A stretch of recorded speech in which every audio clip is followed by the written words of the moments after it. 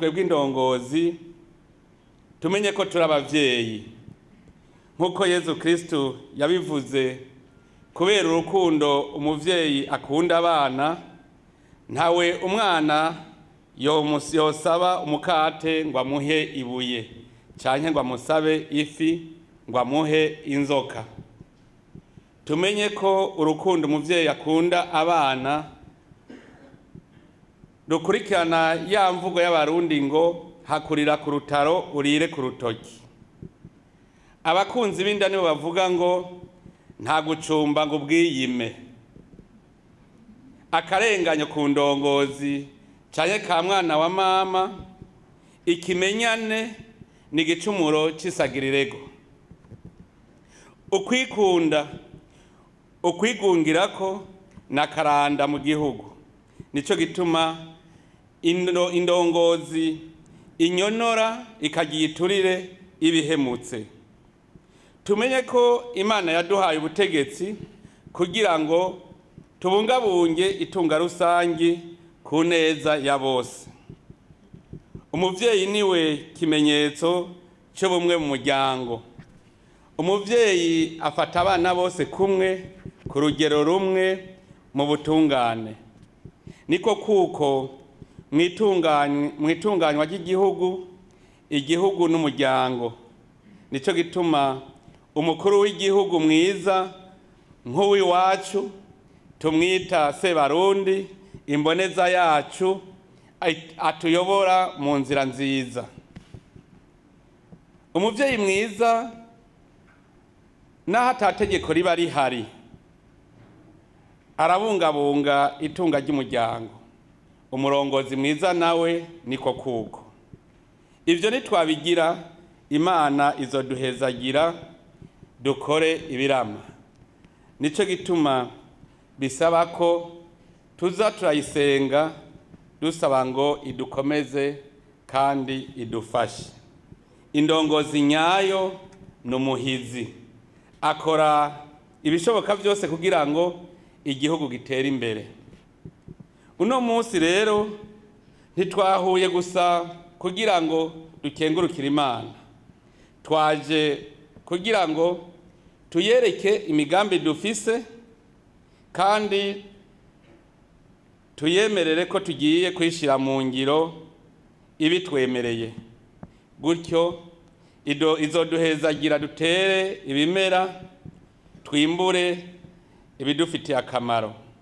Twame tuzi ko Imana ikorana n'abahizi gusa ntifasha uwicaye kuko ngo nayo nyene igira himaniye. Banyakubahwa, navuze vyinshi ku ndongozi kanatsinda nibo barabwa kuko nibo cirore c'abene gihugu. Ariko rero n'abene gihugu haraho rimwe rimwe batamenya uruhara rwabo bakagaba.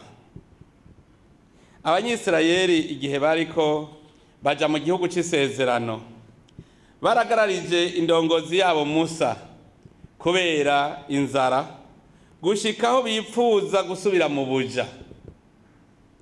Imana ibonye babidogeye nayo yaciye ibafatira ibihano.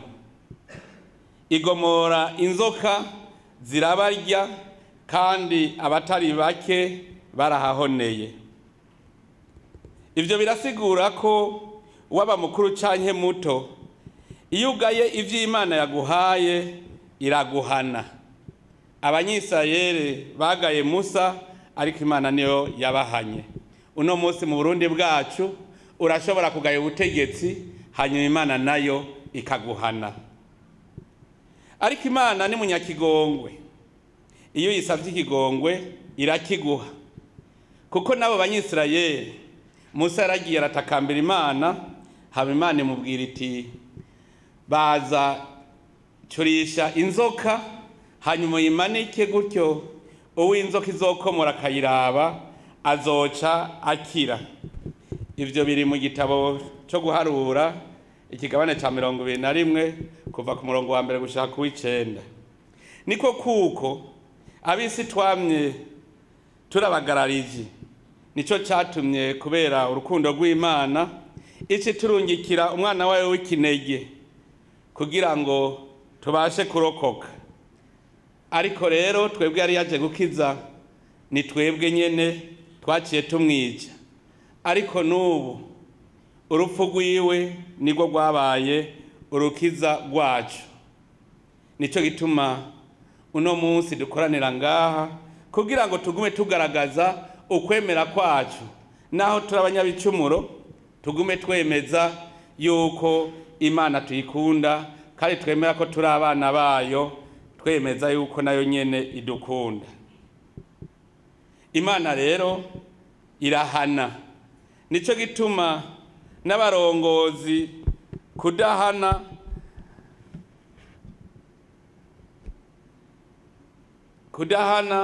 navyo nyene nabo nyene babihanirwa. Twibuke Heri igihe yanka guhana abana biwe, biri mu gitabo cya Samuel cya mbere ikigabane cya kabiri kuva ku murongo wa 12 gushika ku murongo wa 12.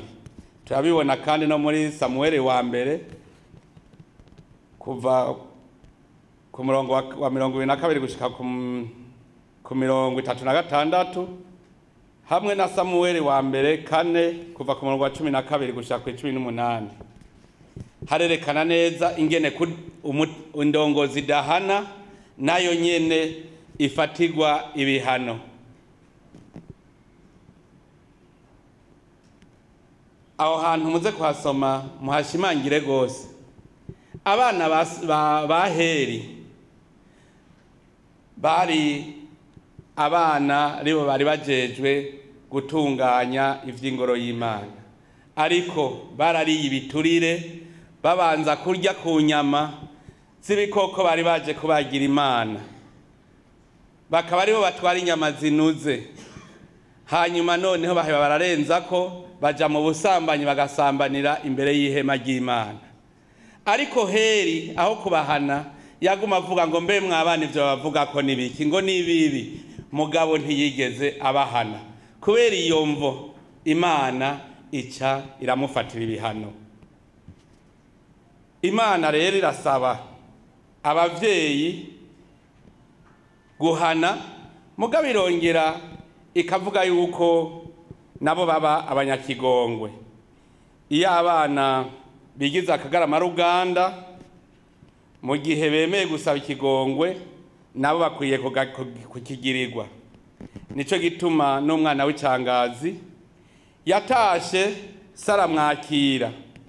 Ariko rero igihano ntigihera burundu, kuko muribuka wa mwana yari yagumye kuri se igihe ariko aridoga ngo se yagiriye umunsi mukuru umwana w'icangazi yagarutse, yaramubwiye ati wewe ivyanje vyose ni gwawe.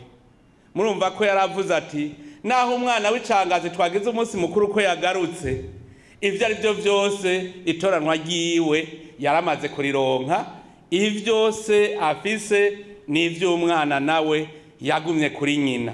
Ntawoca rero avuga ngo namenje ku bavyeyi, namenje ku gihugu, aca avuga ngo nzoza ngo ngume ngana nabo namenjeko. Nico gituma abasaba ikigongwe bagisaba bakakigirirwa, mugabo bagaca bamenya yuko badaca baronka itoranwa riruta iry'abandi. Ivyo navyo mushaka kubisaba murasoma muri Luka ikigabane ca 15 kuva ku murongo wa mbere gushika kwa 32. Nico gituma rero Imana igabisha abantu iti baragowe abana bagarariza. Musome mu gitabo ca Isaya 30 ku murongo wa mbere. Nico gituma haba amategeko kugira ngo uyarenze ko aba ariyo nyene amwagiriza. No mu gitabo c'ijambo ry'Imana biranditswe muri ico gitabo ca Isaya ikigabane ca 30 kuva ku murongo w'8 gushika ku 9. Muri iyo ntumbero abene gihugu barasabwa kubaha abaganza.